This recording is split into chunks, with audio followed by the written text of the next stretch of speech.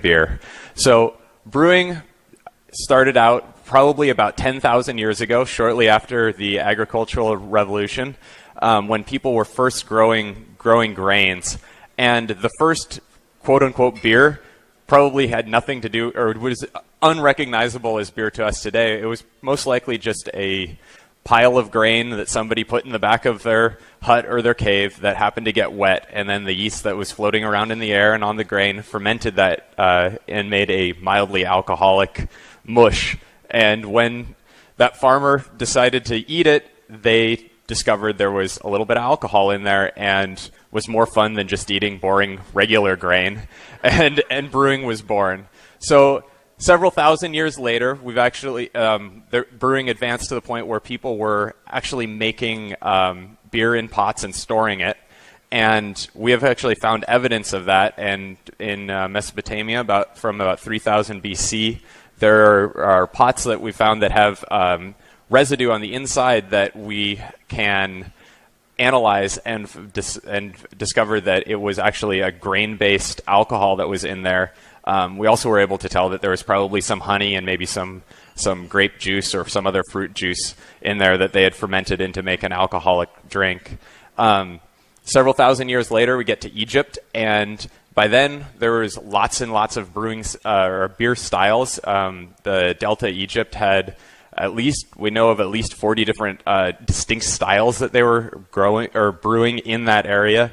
They would drink their beer out of jugs with a straw, and that straw was actually to separate out all the stuff that's left over in the vessel from the beer, because all that stuff was really bitter and they didn't like it. Spread through Europe, it spread through much of the world, and became part of most religious traditions, especially the monastic tradition throughout Europe, where monasteries would make beer. And in about 11 CE, the first patron saint of brewing was identified, and just as a demonstration of how dedicated the church was to brewing, they gave us a patron saint to help us out. In around 1300, hops were introduced to brewing. Prior to that, beer was mostly flavored with herbs. And it was kind of anything goes. People would use whatever they could find to make beer taste better. And all of that early brewing kind of culminated in the Reinheitsgebot of 1516, and that's the German beer purity law, which I'm sure some of you guys have heard of. And it says that beer only has 3 ingredients, and that is water, barley, and hops. And there's one key ingredient that's missing, which is yeast, and they left that out because they didn't know it existed. This was well before any microscopes or scientific labs that could go and tell them what's going on. They just knew that if you put all this stuff together, you'd get something that tasted good, and it was best if you just kept it to the barley, water, and hops.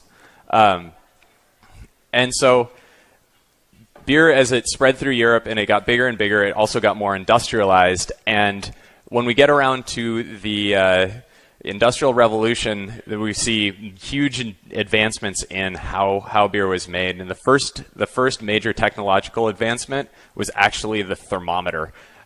Because prior to that, if you can't tell how warm something is, it's really hard to tell how to cook it. So when the thermometer was invented, and then shortly after the Fahrenheit scale and the Celsius scale, the whole practice of brewing could become much more scientific and much more accurate, which allowed breweries to then make larger products that could get spread around to larger areas and have a similar product again and again and again.